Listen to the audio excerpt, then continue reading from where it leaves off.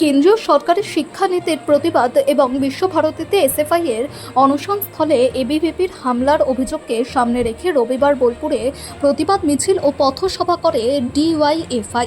মিছিল শেষে সংগঠনের রাজ্য সম্পাদক ধ্রুবজ্যোতি সাহা অভিযোগ করেন কেন্দ্রীয় সরকার শিক্ষা ব্যবস্থাকে বেসরকারীকরণের দিকে নিয়ে যাচ্ছে। তিনি আরও দাবি করেন নিট পরীক্ষার প্রশ্ন ফাঁস, শিক্ষাক্ষেত্রে দুর্নীতি এবং কেন্দ্রীয় শিক্ষামন্ত্রীর পদত্যাগের দাবিতে দিল্লির যন্তর মন্তরে আন্দোলনরত শিক্ষাবিদ সোনাম ওয়াংচুংকে পুলিশ জোরপূর্বক সরিয়ে দেয়। ধ্রুবজ্যোতি সাহার অভিযোগ, সেই আন্দোলনের সমর্থনে বিশ্বভারতীতে এসএফআই এর অনশন কর্মসূচিতে এবিভিপি বাধা দেয়।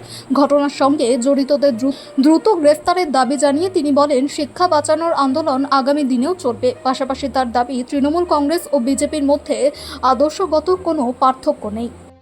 আপনারা জানেন যে দেশের শিক্ষা ব্যবস্থাটাকে একটা বেচে দেবার চক্রান্ত চলছে।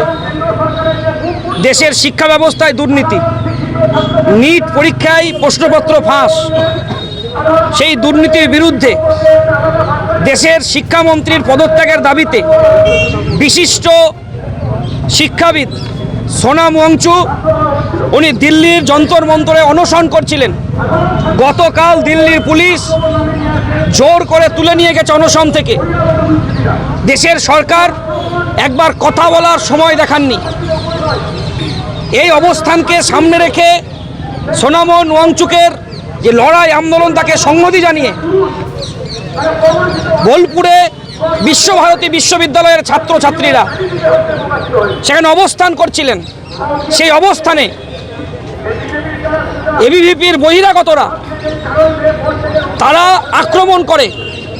আমরা তীব্র নিন্দা এবং ঘৃণা করছি এবং প্রতিবাদ জানাচ্ছি যে বিশ্ববিদ্যালয়ের অভ্যন্তরে কিভাবে দুষ্কৃতি রাজ চলে এবং এই দুষ্কৃতীদের সঙ্গে কারা কারা যুক্ত, আমরা বলছি তাদেরকে অবিলম্বে গ্রেপ্তার করতে হবে এবং গোটা ভারতবর্ষ জুড়ে শিক্ষাকে বাঁচানোর জন্য সোনাম ওয়াংচুক যে কথা বলেছেন, যে দাবি নিয়ে রাস্তায় নেমেছেন, আমরা ডিওয়াইএফআই ভারতের গণতান্ত্রিক যুব ফেডারেশন গোটা দেশব্যাপী এই আন্দোলনকে সংহতি জানিয়ে রাস্তায় মিছিল, আন্দোলন, লড়াই সংগঠিত করছি।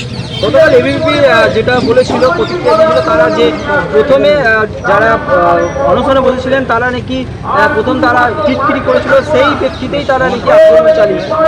পশ্চিমবাংলায় তিরিক করার বড় কথা নয়, মূল কথা পশ্চিমবাংলার শিক্ষা ব্যবস্থা ভেঙে পড়ছে, দেশের শিক্ষা ব্যবস্থা ভেঙে পড়ছে। দেশের শিক্ষা ব্যবস্থাকে বাঁচাতে হবে, দেশকে বাঁচাতে হবে, রাজ্যকে বাঁচাতে হবে, দেশের সংবিধান বাঁচাতে হবে। আর এই দেশকে বাঁচানোর লড়াইয়ে ছাত্রছাত্রীরা পৃথিবীর ইতিহাস থেকে সব সময় দেখে গেছেন লড়াই আন্দোলনের সামনে থাকে।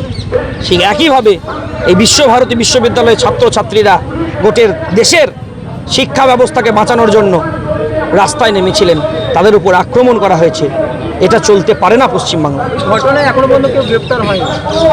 দেশের সরকার আর রাজ্যের সরকার এরা খেলাপাতি ভাবছে। গোটা নির্বাচন প্রক্রিয়াটায় এরা প্রহসনে পরিণত করার চেষ্টা করেছিল। এখন বর্তমান সময়ে যখন ছাত্রছাত্রীরা তাদের গণতান্ত্রিক অধিকারকে প্রতিষ্ঠিত করতে চাইছে, যে তৃণমূল ছিল তারাই আজকে বিজেপি। তৃণমূল আর বিজেপি তো আলাদা দল নয়, একই গোডাউনের দুটো দোকান খুলেছিল। তৃণমূল যেভাবে চালিয়েছিলেন গণতন্ত্রকে লুট করতে, বিজেপি গণতন্ত্রকে লুট করতে চাইছে, তার জন্য দোষীরা শাস্তি পাচ্ছে না। যখন আক্রমণ করে তখন পুলিশকে দেখা যায়নি, ঘটনা ঘটার পর তারপরে পুলিশ হাজির হয়। পুলিশকে দেখা যাবে না, পুলিশ তো বিজেপির দলদাসে পরিণত হয়ে গেছে অলরেডি। বিশ্ববিদ্যালয় কর্তৃপক্ষ কোথায় ছিল? ছাত্রছাত্রীরা তাদের দাবি নিয়ে রাস্তায় বসবে আর তাদের উপরে আক্রমণ করা হবে? তারা কি করেছিল? ভাঙচুর করেছিল? তারা কি রাস্তা অবরোধ করেছিল? তারা তো লড়াই আন্দোলনের জন্য একটা অবস্থানে বসেছিল, শান্তিপূর্ণ অবস্থান, তার উপরে আঘাত। এবিভিপির এত সাহস পশ্চিমবাংলার ছাত্রছাত্রীদের উপর আক্রমণ করবে?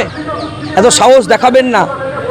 পশ্চিমবাংলার ছাত্র যুবরা যেদিন খেপবে সেদিন এই ধরনের অপশাসন চলবে না।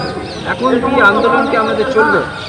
গোটা পশ্চিমবাংলা, গোটা ভারতবর্ষ জুড়ে আন্দোলন চলবে। ভারতবর্ষের শিক্ষা ব্যবস্থাকে বাঁচানোর লড়াইয়ে রাস্তায় আমরা এসএফআই ডিওয়াইএফআই ছাত্ররা আছি।